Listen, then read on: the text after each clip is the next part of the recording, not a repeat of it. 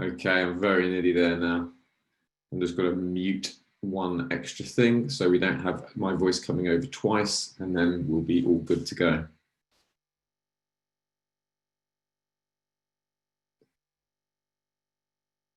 Great.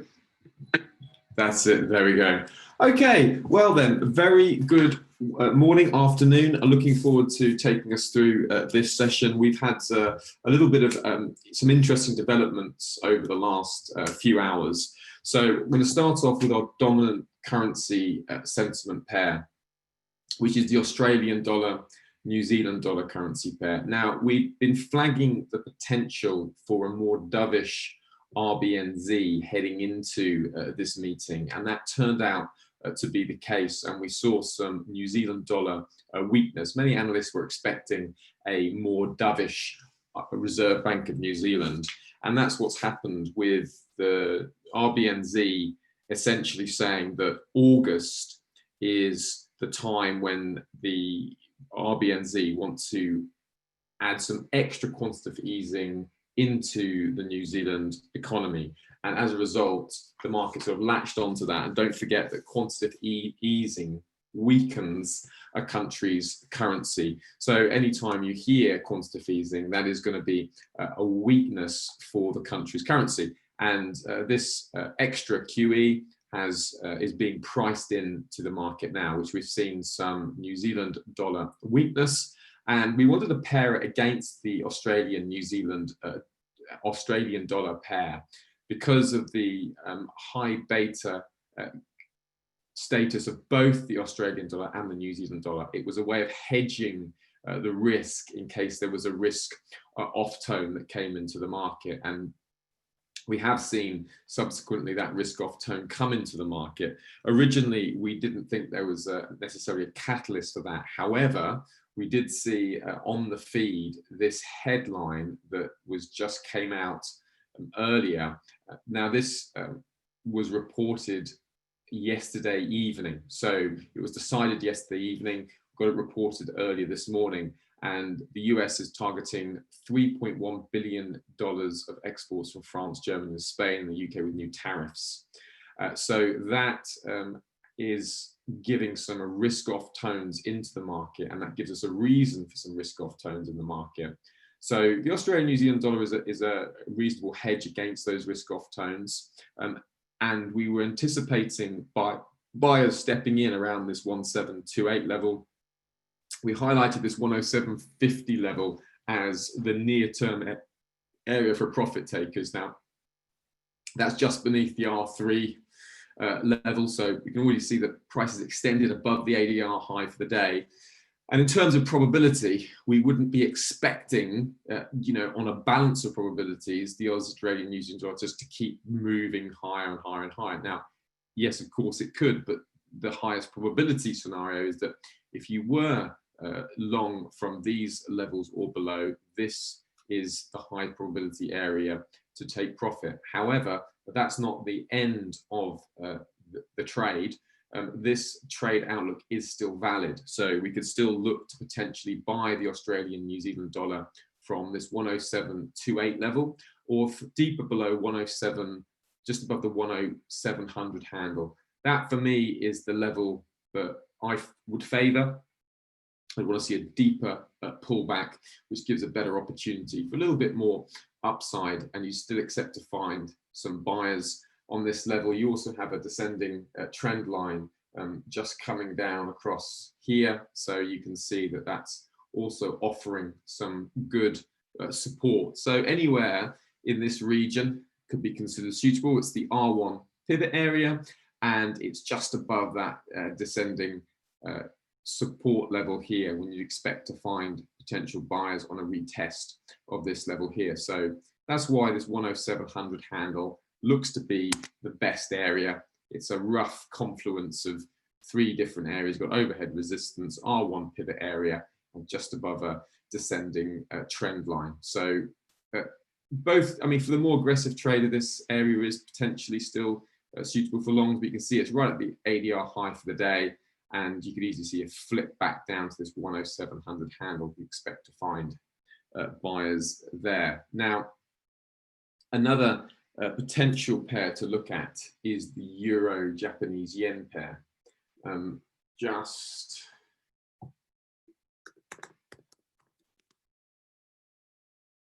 looking at the pair here, we saw the tariffs being announced that the US is targeting $3.1 billion of exports from France, Germany, Spain, and the UK. And with these new tariffs, well, they're also increasing levies on aircraft, cheese, yogurts, etc., etc.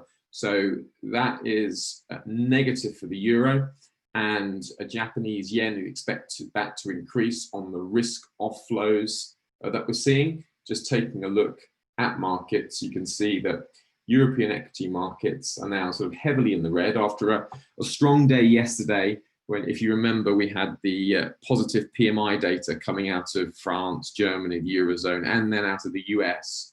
And the market was focusing on that economic recovery story. Well, that's just been put to one side today. There's been increasing COVID-19 cases. There's also been these tariffs. So equity markets trading red on the day. We have bond yields lower on the day, and we have commodities lower. Brent crude, WTI crude. We also have copper prices falling lower as well. So taking that as a whole, we can see that markets in those markets are heading risk off. Now, looking at currencies, we can see currently we have weakness across the commodity currency block, and we have broad strength across the Swiss franc, the Japanese yen, and just taking a look at dollar index, we can see just in a bit of upside here in cable, just breaching at 125.22, but there was said to be some stops. Sorry about Just keep an eye on US sterling in case there's maybe a swing breach below 90.20, a level which has been relatively sticky throughout the week. There we go. Sorry, I've got another squawk on somewhere as well. Can you still hear me okay? I've just had to turn my microphone off. Can you just let me know if you can hear me okay still? I've just muted my speakers, but I hope. Yeah, okay. Thank you, Patrick. Thank you, Mikhail. Yeah, that's great. Thanks, guys. That's great. And we've seen a little uptick in the US dollar. So the risk tones are still turning off. So as a result, the euro yen, we could expect potentially sellers from that 120.50 level. However, really the thing to look out for here is having the squawk on and looking for some kind of European retaliation. Because if we've got some kind of European retaliation, that shows that things are accelerating, and then we'd expect traders selling at market with the first target just that 119.89 region for the S1 zone, and then you've got the ADR low below that 1962. So that's probably the best situation, because the market could easily discount these export tariffs from the US onto Europe. So probably the best scenario with the euro yen is to wait for any potential retaliation from Europe, especially if you've missed that first initial move to the downside. So I just changed that back to the Aussie New Zealand dollar currency pair. And that was one of the ways that you could have traded the announcement, is just quickly selling on the S&P 500. We also saw in the euro US dollar some sudden downside, and then prices just move back up there. You can see just find some support on that pivot zone, and we've got the US dollar moving lower at the moment. So the jury's out exactly how the market is going to be responding to that later during the session. Looking forward to risk events. The main risk event we have coming out that's scheduled is the crude stocks economic announcement coming out at 3:30 UK time. Now, there is expected to be a build in inventory of 0.299 million, but the thing to be aware of with this is that the maximum expectations are a build of 3.48 and the minimum expectations are a draw of -4. So that is quite a large space. There's quite a large variation between those two figures. So in order for this to be a surprise, you really need to see it come outside the range of those two different figures. It's quite a large range. So remember, if we get a build in inventory, so if this is positive and heading towards or above that 3.481 million figure, then that will result in a negative result for oil. We expect to see oil fall and the petro currencies fall as well, like the ruble, Norwegian kroner, and the most useful for FX traders is the CAD. So looking at the crude stocks here, if we get a large build, so a build in inventories is an increase, and if it's increasing up towards that top maximum range, that's where we'd see an uptick in oil. If we saw a draw, that's a reduction in inventories, and so towards that -4 level, that would be positive for oil, because obviously there's less oil around, so that tends to boost up prices, and that would be positive for the petro currencies like the ruble, the Norwegian kroner, and the Canadian dollar. So that's something to be looking out for, particularly if you're looking at trading CAD, and you need to be aware of the data release coming out this afternoon. Apart from that, we have a very light calendar. Had some uptick in IFO expectations out of Germany, so that's some optimism rising for Germany as as countries get going. And it's just worth again just reminding ourselves of kind of the big picture that's going on at the moment. And the big picture is that the market's torn between these two major narratives. On one hand, we've got COVID-19 cases potentially rising, and some states in the US there's talk of may need to be temporarily shut down.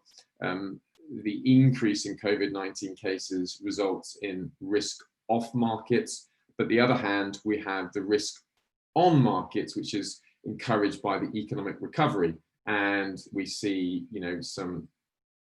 we've been seeing a string of good data at the moment. The PMI data out yesterday from Germany, from France, also from Eurozone and the UK, as well as the US PMI data, showing that purchasing managers across the West are essentially really looking forward to economies getting open again, and IFO expectations, business climates improving for Germany today, and that's the sort of risk on sentiment that's going on in the market. So that's why we get this kind of torn sentiment. And generally speaking, the dips have been bought over.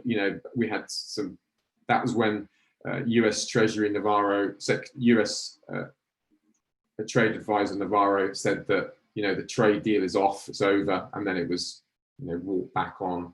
So just to be aware that at the moment the market is focusing on the good news, and I guess the bigger picture is that the COVID-19 crisis is expected to fade away, and there might be some isolated pockets, or maybe some states or even countries that have to go into lockdown, but broadly speaking, markets are not expecting to have total shutdowns return again.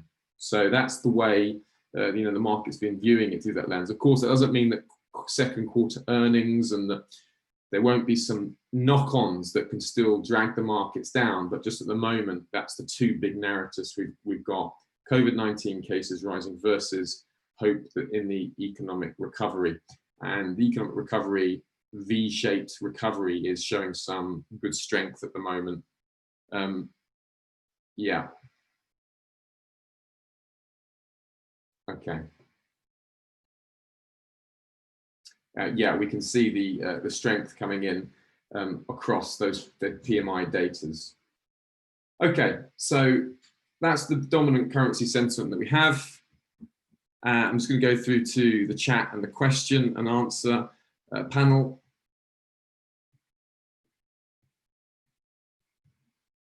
Okay, yeah, Cortez, what's a good profit target for the Australian dollar, Japanese yen? Okay. Okay, Cortez, I'm assuming that you're short here, the New Zealand dollar, Japanese yen.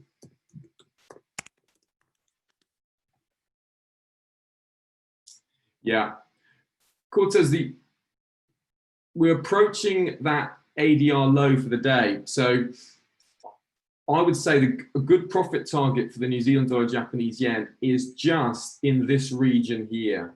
So you can see we got a recent swing low, and we have the ADR low for the day. So you can see that with price just teasing that New Zealand dollar, Japanese yen low there, this would be the region to be taking profit in this region here. So I think if I was short New Zealand dollar, Japanese yen, I would be looking at closing that trade coming into that 68.50 region. So you're just hitting that 68.50 region, and you're just above a recent swing point. You also have the ADR low for the day, and you have an S2 pivot point. So if I was short New Zealand dollar, Japanese yen, I would have wanted to take profit on that position there. And you can see, look, these regions here is support, support, support. So you'd expect profit taking in this region there. So Cortez, that's where I would be looking for profit.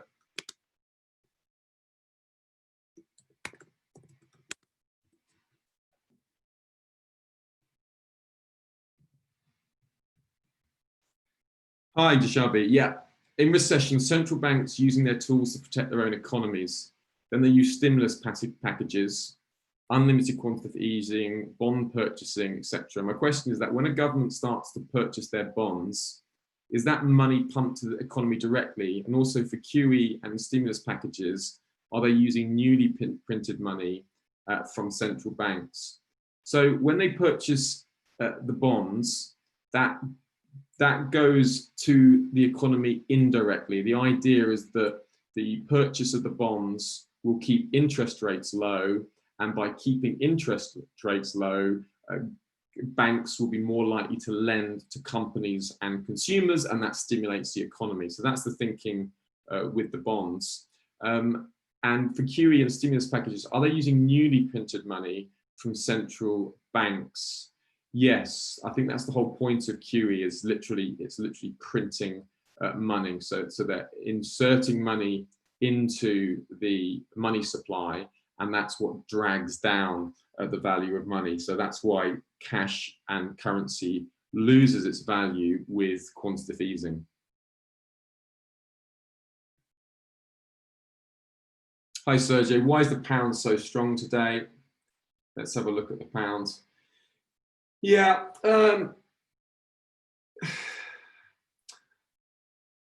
it's still quite range bound within the recent range. I mean, I guess remember that we've been talking about the pound a few times, Sergey, and saying that even though we had the Bank of England rate decision last week, the Bank of England was quite optimistic about the pound, saying, you know, that the UK economy has not slowed down as much as feared, that the global economy has not slowed down as much as feared. There was talk of, you know, there wasn't any talk of negative interest rates.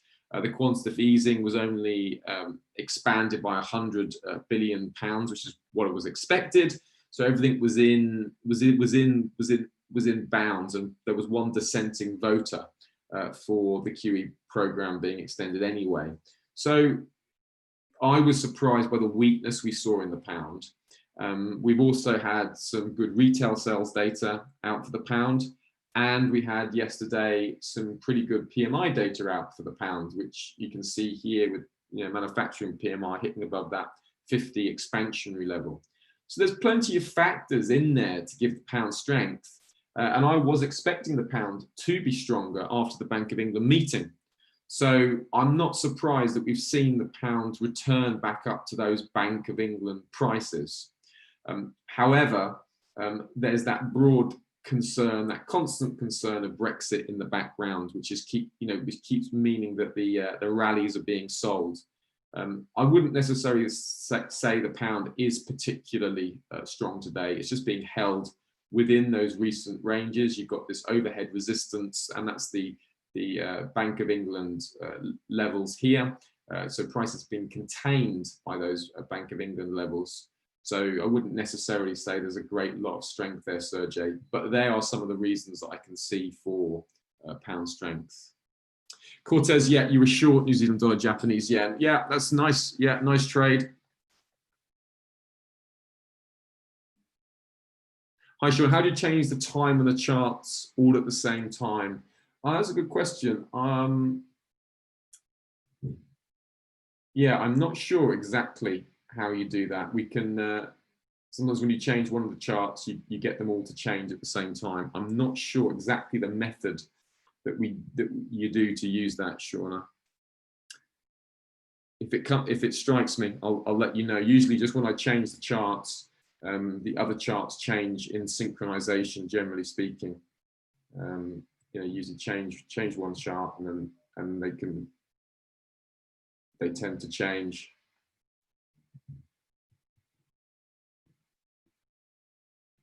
Don't know. Yeah, they're not doing it now, Shauna. Yeah, sorry, I'm not sure exactly how to do that.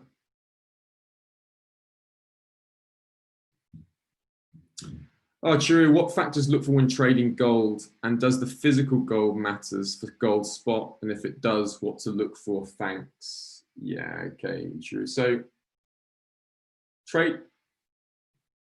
trading gold.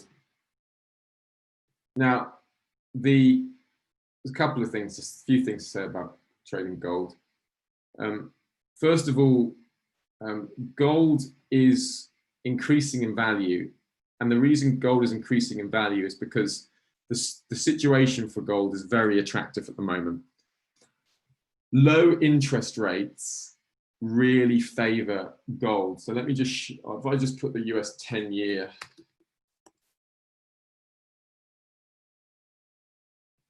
If you see here, you see that as the 10-year government bond yields fall, you tend to see gold rising.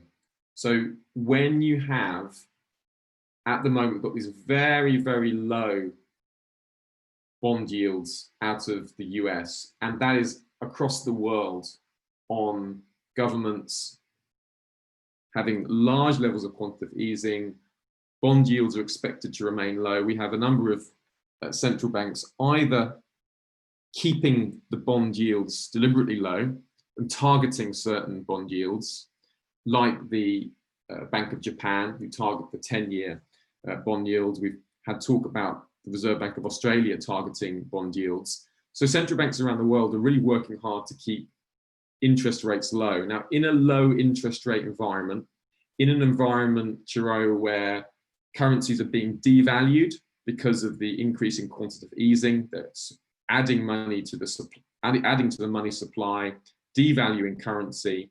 In those kind of environments, commodities tend to gain in value. And if I just show you a quick,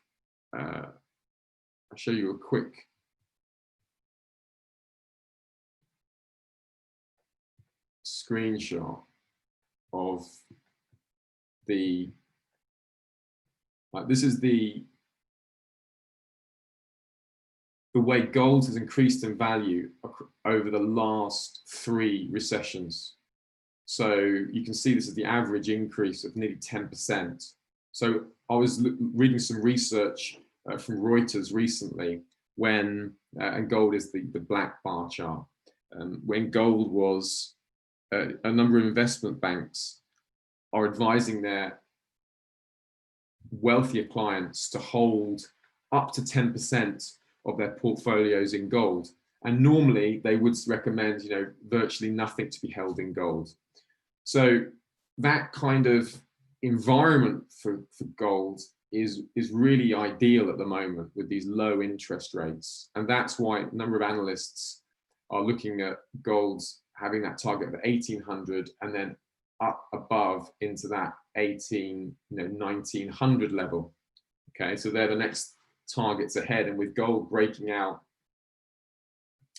of these recent highs, that's opening the way up to 1800 and above. So in terms of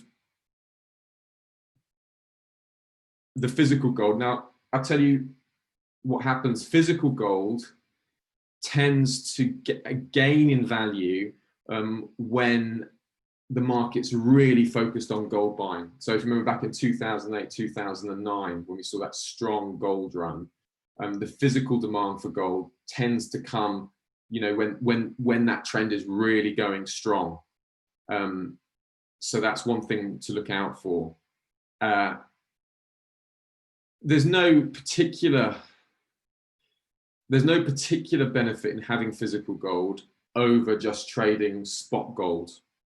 So the only downside, if you have physical gold, you've got to factor in the storage costs. So if you bought gold, say you bought it from, you know, is it goldbullion.com or one of the big gold trading websites, you just got to look at what it costs, Chiryu, to actually physically store the gold. So there may be an extra cost involved in that isn't involved in trading it in the spot market.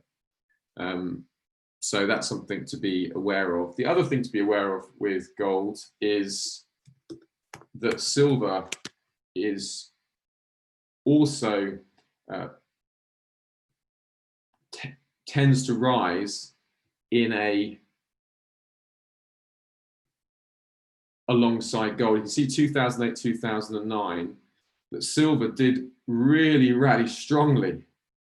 Okay, so silver is just being contained by this descending trend line here. But if you got a break of this line, or a break of that line, or even a break of this descending trend line here, you expect to see upside in silver. And silver at the moment is trading at a little bit of a discount to gold. There's something called the gold-silver ratio, and that's recently been at a record high of 120, and that just basically tells you how much silver is worth in relation to gold. So silver is quite undervalued at the moment in relation to gold. So if and when this gold bull market really, really, you know, accelerates higher, and the thing to look for that acceleration higher is if it hits above that 19 sort of 35 level, whatever that high is back in 2011, then gold would really go off to the races. So at the moment, a near-term target for gold buyers is this region here. So I am personally long gold at the moment, and I'm just looking at taking a profit up into these recent highs. Okay, so 1800 is the first target, and if we clear that, the next target is that 1860 region up in those all-time highs. You'd expect to see some kind of $1,900 would be the big round number target. I'd probably look just to take profit a little bit sooner here, the 1866 region. Okay, Chiryu, I hope some of that helps on gold. Just a little bit of a...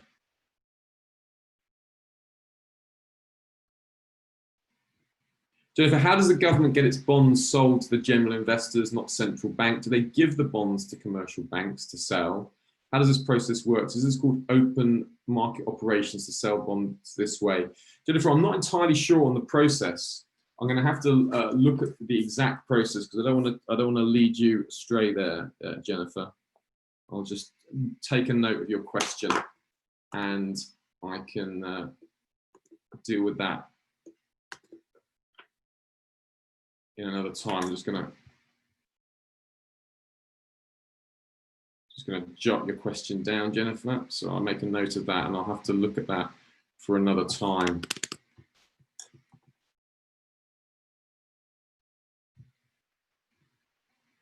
Ashley, UK is opening up, possible reason for pound strength. Yeah, Ashley, that is a possible reason.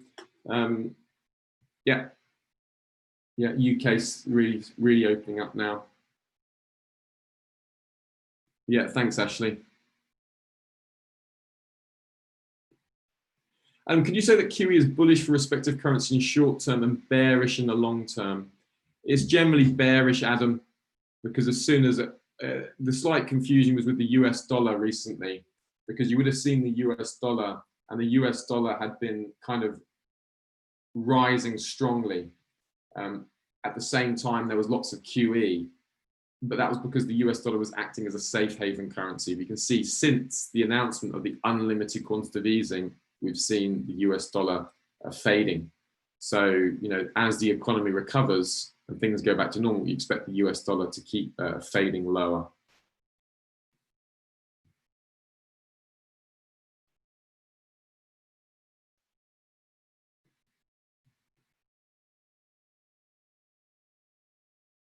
Yeah, euro yen sort of covered that, Shauna.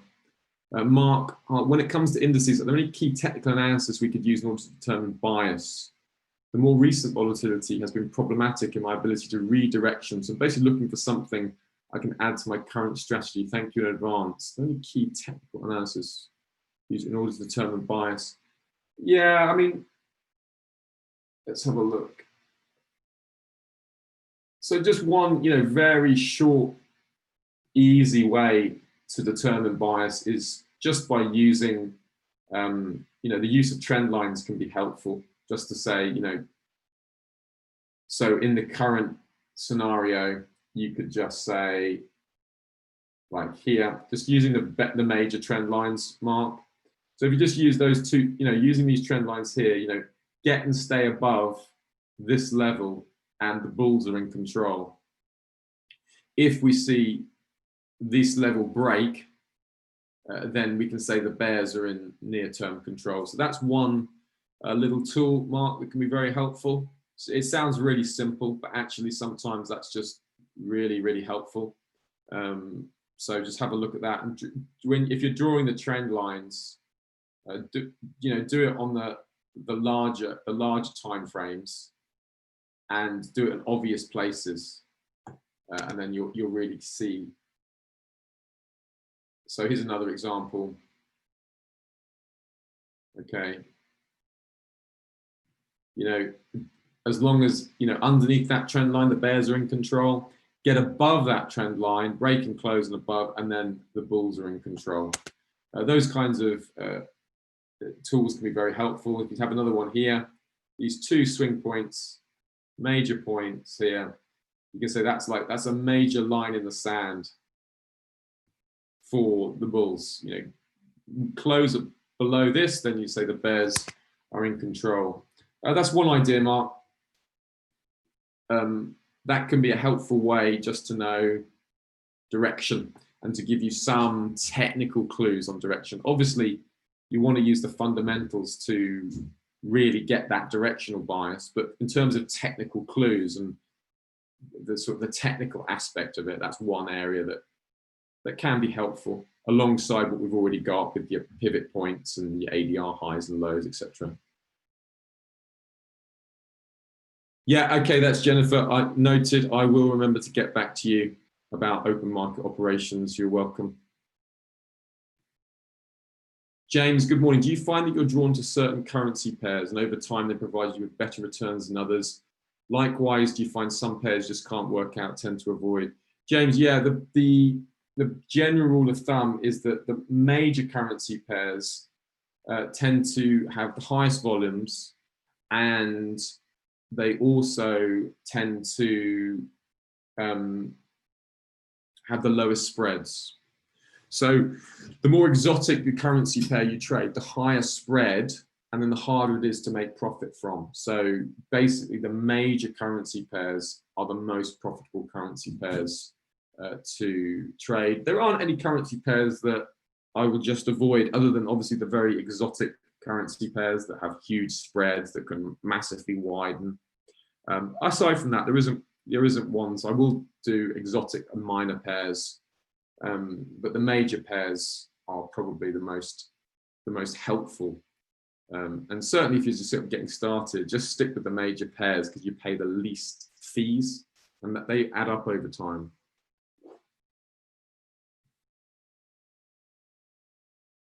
Oh yeah, okay, quick, yeah, sure, James. So CAD yen.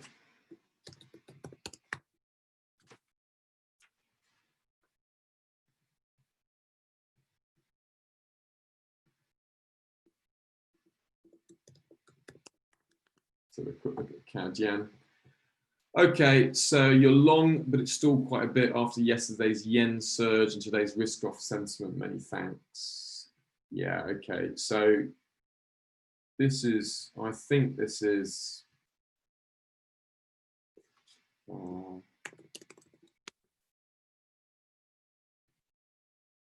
think this is the fact that US oil has been moving higher, and there's a slight catch up that needs to happen between CAD yen and oil moving higher. Yeah, see, my concern with CAD is just the oil market's been on a really good run recently. You can see it's moved quite a lot higher. And some of the worst issues have alleviated for WTI, Brent crude, and oil generally. So if the economies open up more, then we would expect to see the Japanese yen weaken and oil keeps going higher, and then that's going to pull the CAD yen pair higher. So it's a real tricky one, James. I am genuinely torn, because you can see a case for economies opening up. So if you look at the PMI datas that we've had recently from France, Germany, Europe, UK, then we had the good business climate IFO expectations today out of Germany. We had good data out of the US for PMI data as well. That's all supportive of the growth. But then at the same time, we have concerns over COVID-19 cases. If there's any further tariffs, that's likely to see Japanese yen strength. So we had the announcement today on the US announcing $3.1 billion of exports, tariffs on exports from France, Germany, Spain, and the UK. So it's a tricky one. I think the things that would get me out of this trade would be if you start to see that risk-off tone really accelerate. So if you start to see the risk-off tone really accelerate, James, and you start to see that there's retaliation from Europe, there's an uptick in COVID-19 cases, there's concerns over second quarter earnings, particularly in the stock markets. That's one of the bigger questions in the global stock markets. Is this here as high as the stock markets are going to go, and is there going to be a drop down? So there's one school of thought that says, look, the Federal Reserve is always going to step in to save the day. Don't worry, the Fed's going to keep printing money, keep buying US stocks. There's another school of thought that says, well, hang on, Q2 earnings are yet to come in. There's going to be companies are really going to be hit as soon as the economic payroll, furlough schemes and supports from governments run out in around September, October time. Then we start to see levels of unemployment, then expansion of the economy is going to shrink, and then we're going to see further downside. So you're really balancing up those two narratives, and you've got to make that assessment.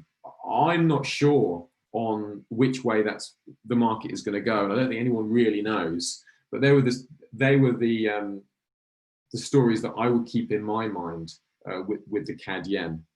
James, I hope some of that helps. Adam, what's your opinion on Bollinger Bands?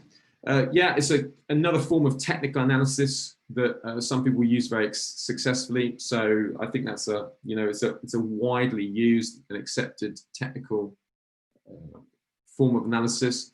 I haven't used it myself, but I know there are plenty of people that do use it. So I'd say that's a absolutely fine sort of technical analysis to use. Yeah, euro pound. Let's have a look at euro pound.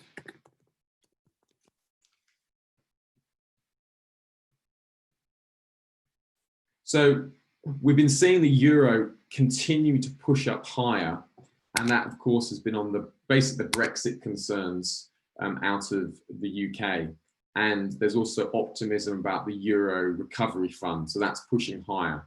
So again, the Euro-Pound pair for me is really the balance of two different trade kind of, not trade deals. One's a trade deal and one's fiscal stimulus out of Europe. So for the UK side, the pound is weak as long as a Brexit trade deal is not being arranged. That's weakness for the pound, and that's upside for the Euro pound.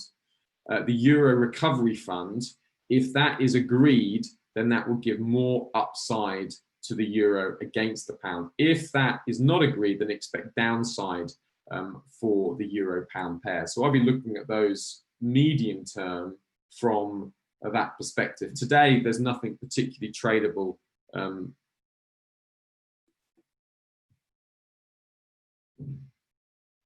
There's nothing particularly tradable there in terms of intraday, but longer term, that's what I'd look at. And again, I just use this trend line. That would be a helpful little tool there. You know, if you see the market push above this level, close above it, then that's an indication that the bulls are in control. But I'll be looking at the Euro Recovery Fund and Brexit to kind of trade these two pairs.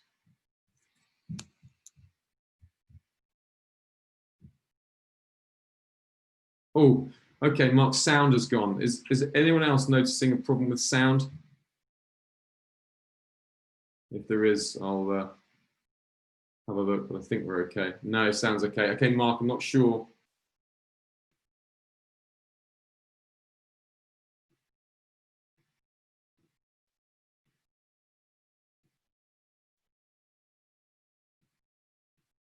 Okay, just going through these, it's great.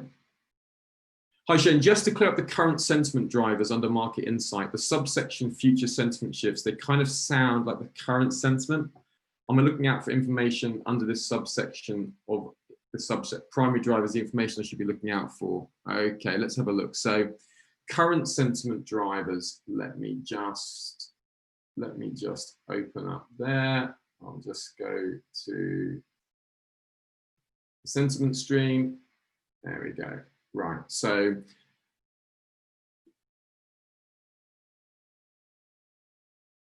Shane, you are current sentiment drivers.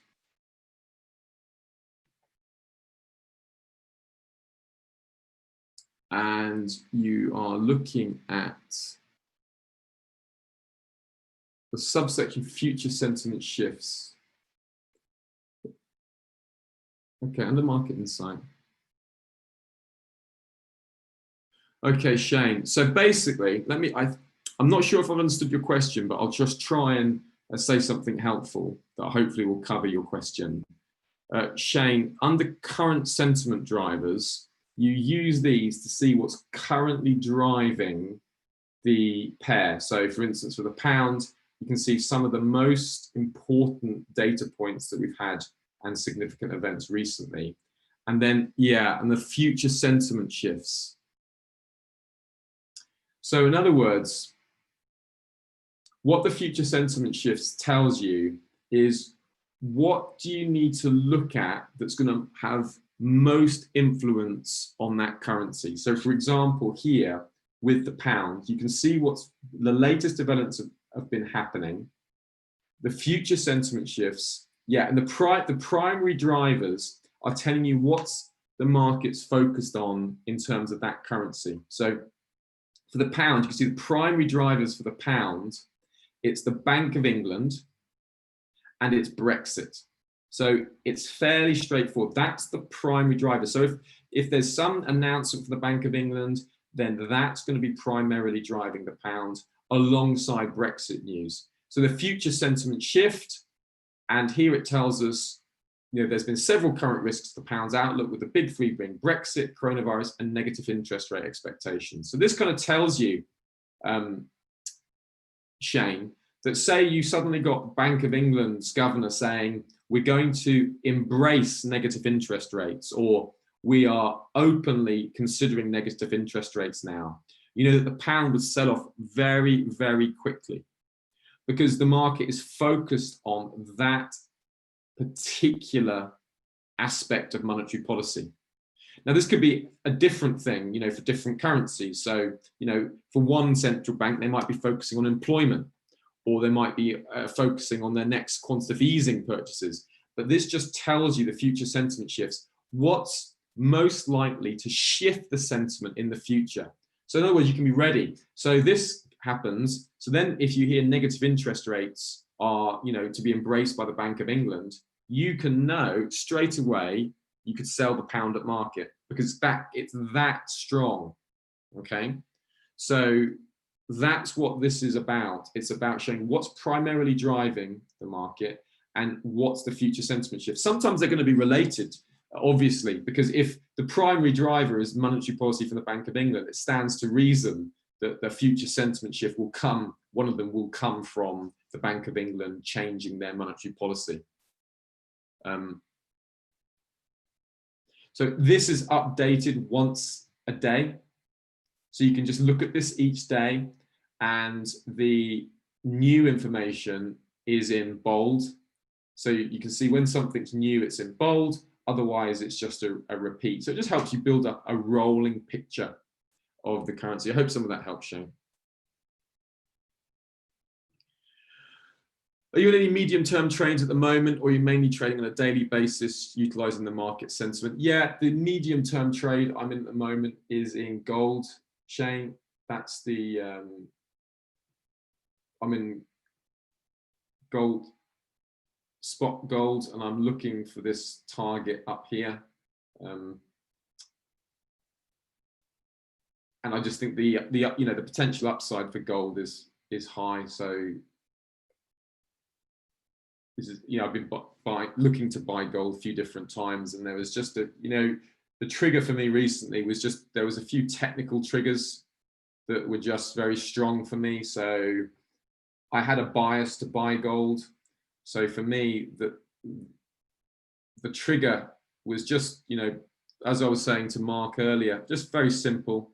Just, the break of that ascending trend line was a good signal to me. And you could just see here this consolidation of price. Here you got the inside bar, and you have a false break to the downside, just telling you, look, buyers are stepping in every time it's going lower. Buyers, buyers, buyers, buyers.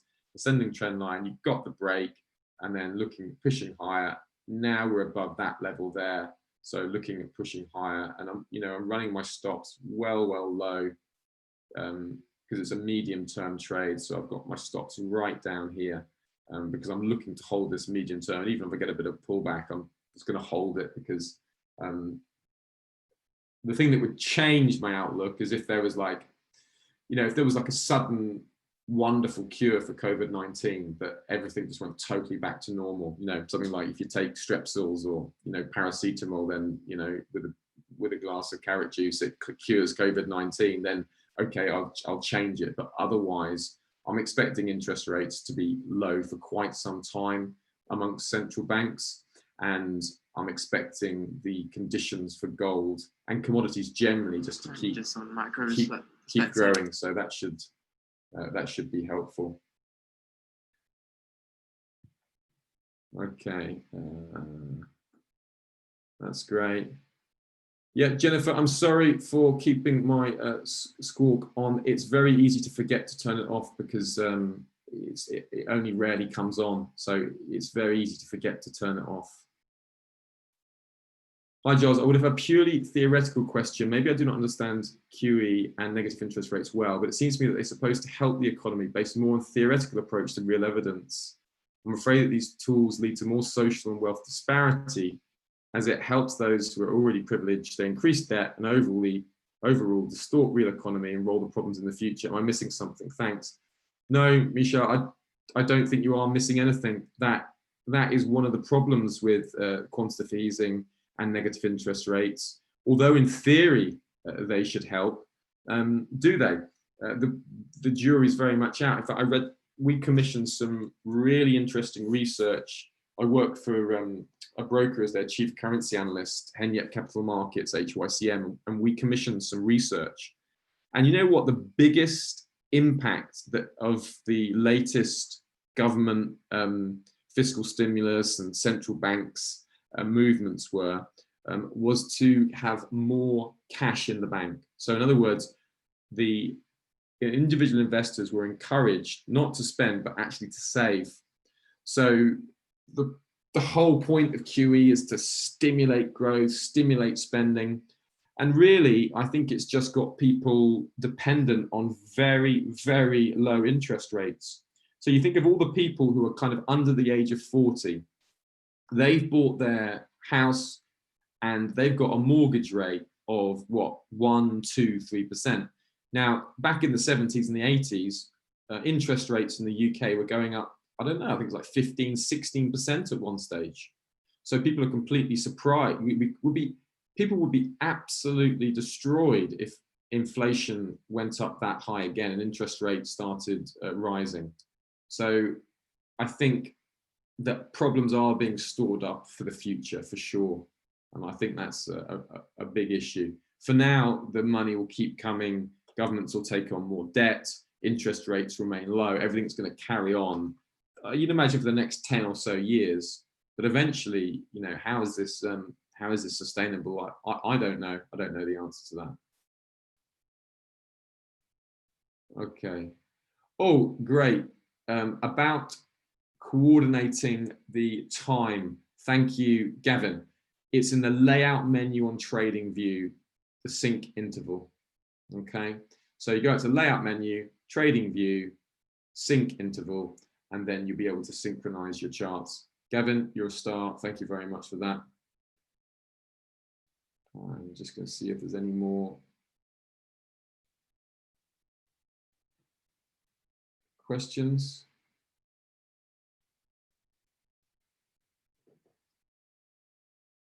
Let me just have it.